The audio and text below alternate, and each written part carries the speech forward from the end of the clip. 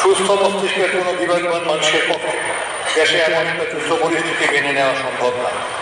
আমরা নিজেরা নিজেদের সাথে যুদ্ধ করতে পারি না। আমাদের দেশটাকে এই প্রিয় রাজধানী ঢাকা ও জেলা শহরগুলোকে যুদ্ধক্ষেত্রে পরিণত করতে দিতে পারি না।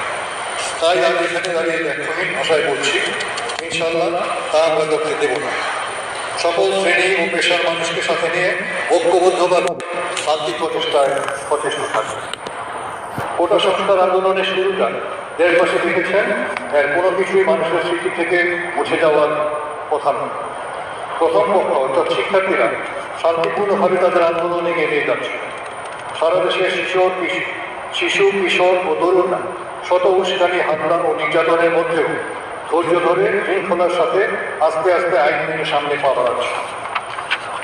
বিপরীতে দ্বিতীয় পক্ষ যে উপর্যুপরি উস্কানি দিল, গুন্ডা পাল্টা দিয়ে সন্ত্রাস চালালো এবং পুলিশ, র্যাব, আনসার ও বিজিবি নামে আকাশে হেলিকপ্টার উড়িয়ে নির্বিচারে গুলি করে অগণিত কিশোর, শিশু ও তরুণের তাজা প্রাণ হরণ করলো, তা দেশবাসী কি এত সহজে অল্প সময়ের মধ্যে ভুলে যাবে?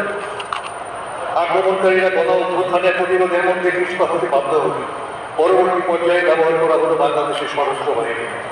তাদেরকে খাদ হিসাবে ব্যবহার করে কখনো সম্মুখভাগে, কখনো পিছনে ও পাশে দাঁড় করিয়ে অন্যান্য বাহিনীগুলো এই গণ আন্দোলনের উপর তাদের জুলুম, অত্যাচার ও নির্যাতন অব্যাহতভাবে চালিয়ে যাচ্ছে।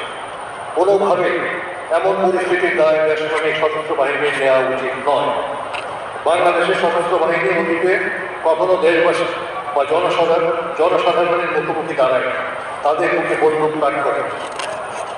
একটি রাজনৈতিক সংকটকে সামরিকীকরণের যে উদ্যোগ নেওয়া হয়েছে, আমরা সশস্ত্র বাহিনীর অবসরপ্রাপ্ত কর্মকর্তারা তীব্র বিরোধিতা করছি।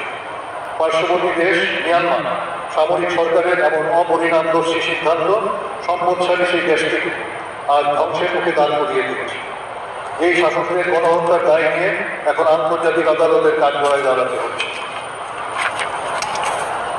অর্থনৈতিক, সামাজিক ও সাংস্কৃতিক পরিস্থিতি থেকে উদ্ভূত এই রাজনৈতিক সংকটকালে আমরা ক্ষমতাসীন সরকারের প্রতি রাজপথ থেকে সশস্ত্র বাহিনীকে তাদের ছাউনিতে ফিরিয়ে নেওয়ার আহ্বান জানাচ্ছি। আমাদের সীমান্ত এই মুহূর্তে অরক্ষিত। ছাত্রদের যৌক্তিক আন্দোলন দমনের জন্য সীমান্ত হতে উল্লেখযোগ্য সংখ্যক বিজিবি সদস্যদের প্রত্যাহার করা হয়েছে। এ থেকে উত্তরণের জন্য সশস্ত্র বাহিনীকে অবিলম্বে সেনা ছাউনিতে ফিরিয়ে নিয়ে যে কোনো আপৎকালীন সংকট মোকাবিলার জন্য প্রস্তুত রাখা প্রয়োজন। অনুরোধ করে বলছি, এ সংকট আলোচনার মাধ্যমে সমাধানের উদ্যোগ গ্রহণ করুন। দেশপ্রেমিক সশস্ত্র বাহিনীকে ছাত্র জনতার এমন পরিস্থিতি সংঘটিত সকল হত্যাকাণ্ড, জখম, গুলি, হামলা, ভাঙচুর, সন্ত্রাসের ঘটনার স্বচ্ছ ও গ্রহণযোগ্য তদন্ত হতে হবে জাতিসংঘের নেতৃত্বে এবং তাদের অধীনে। আমরা সকলে বাংলাদেশের মানুষকে সম্মান ও শ্রদ্ধা করি এবং ভালোবাসি। সশস্ত্র বাহিনীতে কর্মরত সকল সদস্য সার্বভৌমত্ব রক্ষার শপথ ও সর্বোচ্চ আত্মত্যাগের প্রস্তুতি নিয়ে এই পেশায় নিয়োজিত আছে। আজ দেশের এই ক্রান্তি লগ্নে আমাদের সকল সহকর্মীকে বিনীতভাবে অনুরোধ করব, সৈনিকের পেশার সর্বোচ্চ মর্যাদা, মানবিকতা ও নৈতিক মানদণ্ড বজায় রেখে দায়িত্ব পালন করব। বিশ্বশান্তি প্রতিষ্ঠায় বাংলাদেশের সশস্ত্র বাহিনী গত 3 দশক ধরে অক্লান্ত পরিশ্রম ও ত্যাগের মাধ্যমে যে সম্মান, মর্যাদা, গৌরব অর্জন করেছেন, তা কঠিন পরীক্ষার মুখোমুখি দাঁড়িয়েছে। সার্বজনীন মানবাধিকারের সর্বোচ্চ আন্তর্জাতিক মান রক্ষা করে আপনাদের সকলকে নিজ দেশের জনগণের পক্ষে দাঁড়াতে হবে। চোখের সামনে আমরা নিজেদের মাতৃভূমিকে ধ্বংস হতে দিতে পারি না।